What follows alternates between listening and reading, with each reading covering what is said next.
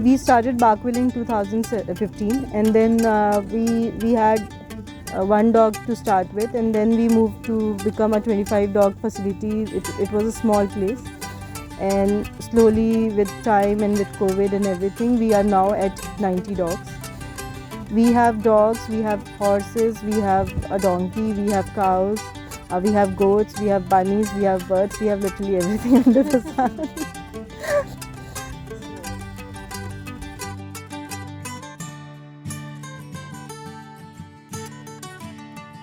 So all the animals that we have here are rescued animals. They've been either been rescued from the street, or sometimes, like with dogs, sometimes people come and drop their dogs because of various reasons. Maybe the dog is disabled or the family is not able to take care of them.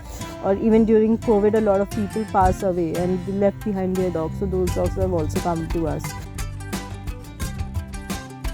So we have a staff of 6 people right now who are helping me take care of these animals. Then we have few volunteers who come in and help often.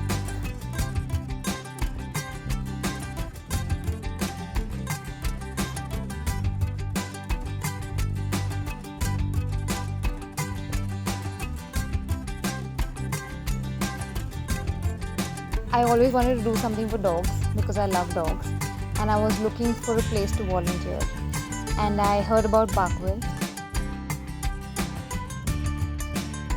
Something just kind of felt right about the place, and I just really liked the vibe. I've been with Barkwell almost a year now.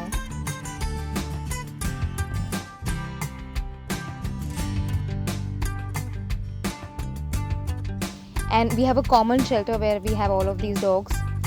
And as soon as I come and they see me and they start jumping because now they all recognize me, that's my favorite part.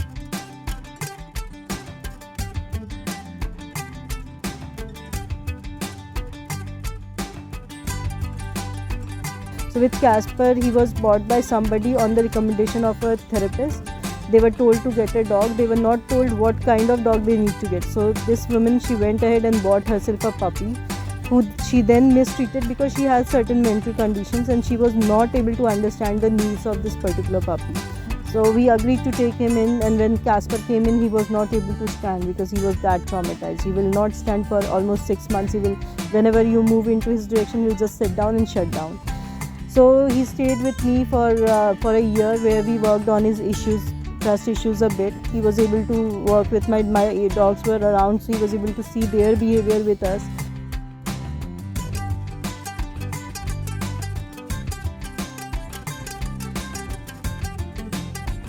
So with these dogs, we have to understand where they're coming from, what trauma they are bringing along with them. Then we try to work on those traumas, and a lot of it goes away when they are provided structure and a routine.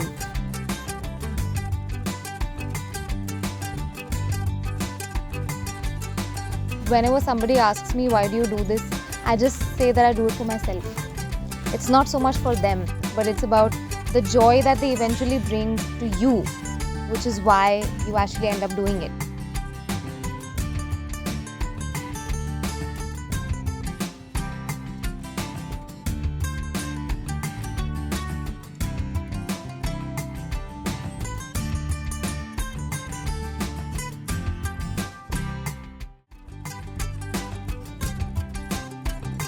You know, when you bring in an animal to the shelter, the first thing that you see is the pathetic condition they are in. And then after some time, you see the transformation that, you know, just being in the place, being taken care of, being loved brings to them. So that is the biggest, I'll say that is the biggest motivation that you have. I don't think I've ever felt that kind of love from anybody, where they just come running to you and they just can't get enough of you.